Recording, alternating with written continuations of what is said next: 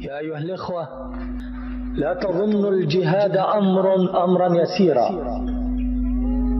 فالجهاد صعب حتى على صفوة الناس من البشر. كتب عليكم القتال وهو كره لكم، يجادلونك في الحق بعدما تبين كأنما يساقون إلى الموت وهم ينظرون. فالجهاد صعب، الجهاد ثقيل على النفوس، ولكن إذا لم يكن من الموت بد فمن العجز أن تعيش جبانا. من للضحايا يواسي الجراح؟ من للعذارى يحمي أعراضهن؟ وكما قال ابن المبارك: كيف القرار وكيف يهدأ مسلم والمسلمات مع العدو المعتدي، القائلات إذا خشين فضيحة جهد المقالة ليتنا لم نولد. أي قيمة للحياة إذا رضينا أن نقعد مع الخوالف؟ رضوا بأن يكونوا مع الخوالف وطبع على قلوبهم فهم لا يعلمون. كتب القتل والقتال علينا، وعلى الغانيات جر الذيول. لا بد من أن تشرع على سنة، ولا بد أن تستل السيوف من أغمادها. Abdullah Yusef Azzam had a vision. So did the CIA. It started in Afghanistan, 1978. Abdullah Yusef Azzam's trademark slogan when the Soviets invaded Kabul in Afghanistan in 1979, that Jihad and the rifle alone, no negotiations, no conferences, and no dialogues. Azzam implored Muslims to rally in defense of Muslim victims of aggression by the Soviet bloc, to restore Muslim lands from foreign domination, and to uphold the Muslim faith. The Soviet Union was seen as a secular entity, with the United States watching closely behind. Azzam did not want any NGOs involved. The Arabs were even more aggressive with them. He emphasized the violence of religion, preaching that those who delve that Islam can flourish and be victorious without jihad, fighting, and blood are deluded and have no understanding of the nature of his religion.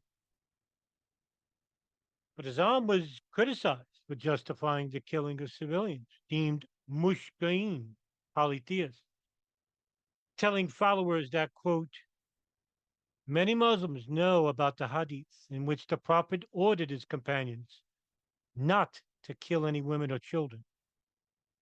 But very few know that there are exceptions to this case. In summary, Muslims do not have to stop an attack on mushkeen if non-fighting women and children are present, end quote.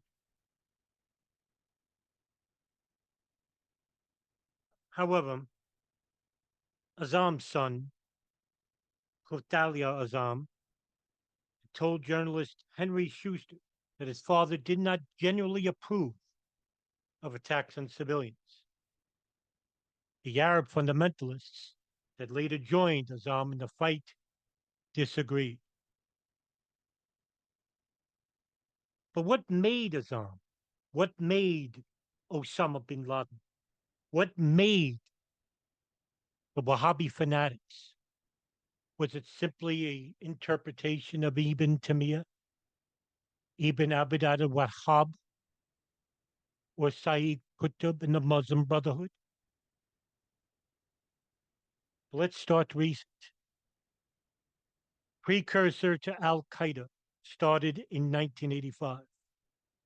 Sheikh Abdullah Azzam, who Osama bin Laden called as a mentor, made repeated trips to the United States and other countries, building up his Pakistan-based organization called the Maktab al-Khidamat, or from the English, the Afghan Services Bureau. It also known as Al-Khifa, which means struggle. Azzam had founded the Al-Khifa in 1984. Branches would later open all over in 30 U.S. cities, as Muslim Americans donated millions of dollars to support the Afghan war against the Soviet Union, which now encapsulated every Muslim on the face of the earth, Shia or Sunni. The most important branch, called the Al-Khifa Refugee Center, opens in Atlantic Avenue in Brooklyn, New York in 1986. But during 1985, another agency became disillusioned with the Afghan fighters. The Central Intelligence Agency, which had been supporting indigenous Afghan groups fighting occupying Soviet forces, had become unhappy with them due to the infighting between Abdul Rasul Sayyaf, Gulbuddin Hekmatyar, and others. And they searched for alternative anti-Soviet allies. In fact, even MSNBC would later comment, quote, the CIA, concerned about the fractionalization of Afghanistan, made famous by Rudyard Kipling, found that Arab zealots who flocked to the aid of Afghans were easier to read than their rivalry-ridden natives. While the Arab volunteers might well prove troublesome later, the agency reasoned they at least were one-dimensionally anti-Soviet for now. So Osama bin Laden, along with a small group of Islamic militants from Egypt, Pakistan, Lebanon, Syria, and Palestinian refugee camps all over the Middle East, became the reliable partners of the CIA in its war against Moscow. End quote. The enemy of my enemy is my friend. And the CIA does not usually deal with the Afghan Arabs, as they were called, not directly anyway, but through an intermediary, the Pakistan ISI. Under President Hamid Gul, would help the Arabs through the Maktab al-Khidamat run by Azzam. However, the agreement is sealed during a secret visit to Pakistan in which CIA Director William Casey commit the agency to support the ISI program of recruiting radical Muslims for the Afghan war from other Muslim countries around the world. This would later be known as Operation Cyclone, the most successful CIA operation in its history. CIA cooperation is part of a joint CIA-ISI plan begun the year before to expand the Jihad beyond Afghanistan, in which thousands of Arab militants were trained under this program. The CIA would also know about the Al-Khifa Refugee Center and the Al-Faruq Mosque and the Al-Majid Mosque in Jersey City, headed by the blind Sheikh Omar Abdel Rahman and his sectarian group, the Gamma Islamiyah from Egypt, with links to the assassination of Egyptian President Anwar Sadat in the hopes of creating a caliphate within the state known as the near enemy, with the West and Israel being the far enemy, as Ibn Muhammad al-Faraj once stated in his book, Neglect of Duty. These would begin the very first stages of what we would later know as Arab fundamentalism.